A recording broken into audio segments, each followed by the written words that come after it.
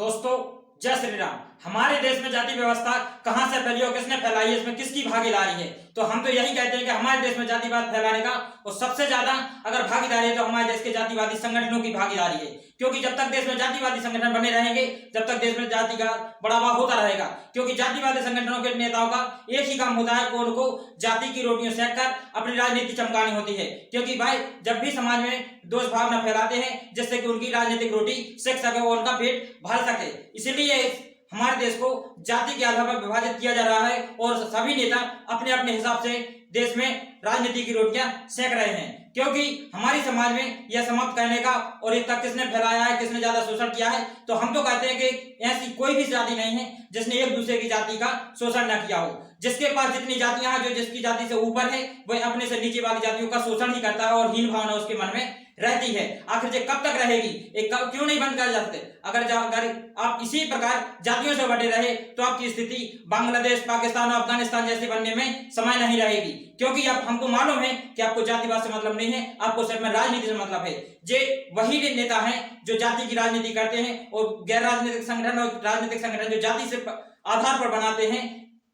सबसे बड़ी भागीदारी तो जातिवाद फैलाने का इन्हीं की है। और रही बात जाति को, जो ब्राह्मणों के ऊपर आरोप लगाया जाता है कि इन्होंने जातिवाद करते हैं, जो ब्राह्मण बस जातिवाद नहीं करते, हर समाज जातिवाद करती है। क्योंकि जिसकी समाज से जो समाज नीची है, जिसकी जाति से जो जाति नीची है, वह अपनी जाति से नीचे वाले व्यक्ति को हीन भावना से देखता है और इल्जाम ब्राह्मणों पर लगाया जाता है कि उन्होंने जातिवाद फैलाया है। अगर ब्राह्मणों बस ने फैलाया होता तो आप सभी नीचे की जाति वाले अगर एक समाज से रहते और एक भावना से रहते तो ऊपर वाले की क्या ताकत है कि वह जातिवाद फैला सकता है। जब तक आप नीचे से सिस्टम नहीं सुधारेंगे जब तक ऊपर से सिस्टम कभी नहीं सुधार सकता। और अब आप देख लीजिए कि जब तक आप भी अगर नहीं सुधारेंगे तो ऊपर वाला नहीं सुधार सकता और ऊपर वाला भी अगर चाह ले कि जब तक वो भी सुधारना चाहे तो भी नहीं सुधार सकता। जब तक हर समाज इस जातिवाद को सुधारने के लिए आगे नहीं आएगा तब तक नहीं संभाल सकता। और जातिवाद फैलाने और उसको सुधारने का काम सिर्फ हमारे देश के युवा ही कर सकते हैं। जो हर समाज में जो युवा पीढ़ी है वो अगर समझदार हो जाए तो वो जातिवाद को समाप्त कर सकती है। परंतु हमारे देश के युवा तो एक ऐसे हैं कि जिस प्रकार के हमारे दादाजी और पिताजी तो थोड़ी कम जातिवाद करते थे, अब हमारे समाज में जो पढ़े लिखे युवा हैं जो और ज्यादा जातिवाद करने का प्रयास कर रहे हैं और अपनी अपनी जाति के गर्व महसूस कर रहे हैं। अरे जाति का गर्व क्या महसूस कर रहे हो तो पूरे देश का महसूस करो ना। और अब हमारे देश में तो ऐसी भी स्थिति खराब आ चुकी है कि हमारे देश की हर जाति का अलग नेता है।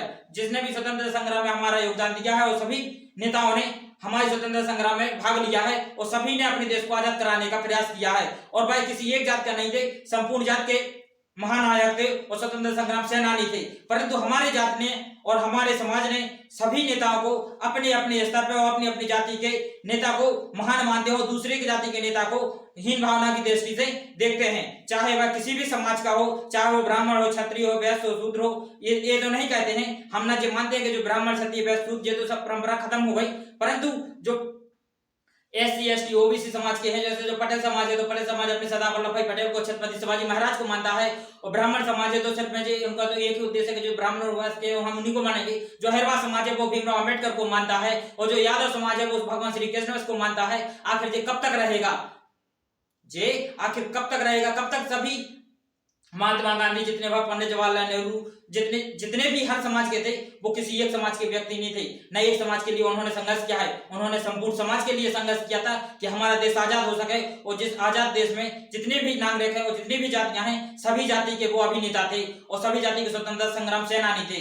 ना तो वो भगत सिंह को बस के लिए लड़े हैं, ना चंद्रशेखर आजाद अपने ब्राह्मण समाज बस के लिए लड़े हैं, वो हर समाज के लिए लड़े हैं। न सरदार वल्लभ भाई पटेल कुर्मी समाज बस के लिए उन्होंने संघर्ष किया है और आजादी दिलाई है। उन्होंने सभी समाज के लिए संघर्ष किया है। अगर सरदार वल्लभ भाई पटेल ने देश को अखंड किया है तो उसने सभी समाज के लिए अखंड किया है। अगर भीमराव अम्बेडकर ने अगर गरीबों को तो शोषितों को अधिकार दिलाया है तो उन्हें सभी समाज के शोषितों को अधिकार दिलाया है, ना कि एक समाज के अधिकार वाले व्यक्तियों को। और रही बात जो पंडित जवाहरलाल नेहरू हैं तो उन्होंने भी संपूर्ण समाज के लिए कार्य किया है। हम ये नहीं कहते हैं कि वो किसने क्या कार्य किया है, परंतु जिसने भी जितना भी किया है सभी समाजों के लिए किया है। और हमारे देश में जाति व्यवस्था फैलाने का सिर्फ में कारण है तो सिर्फ में राजनीतिक संगठन है।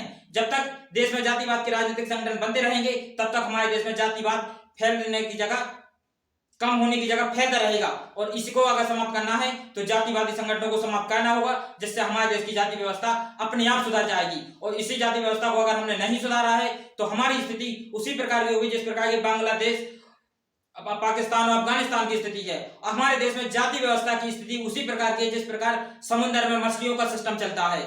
जिस प्रकार समुद्र में मछलियों का संघर्ष है उसी प्रकार हमारे देश में जाति व्यवस्था का संघर्ष है। जिस प्रकार समुद्र में मछलियां संघर्ष करती हैं कि जो बड़ी मछली होती है वो छोटी मछली को खाती है, जो छोटी मछली होती है वो और छोटी मछली को खाती है, और जो और छोटी मछली होती है वो और छोटी मछली को खाती है। इस प्रकार हमारी जाति में है कि जो जितनी छोटी जाति है वो अपने से छोटी जाति को परेशान करती है और हीन भावना रखती है। चाहे वह जितनी अमीर भी जाति होगी, जिसके पास एक जाति को परेशान करने का और हीन भावना से देखने का मौका होगा वो एक को देखेगा, जिसके पास 10 को होगा वो 10 को देखेगा।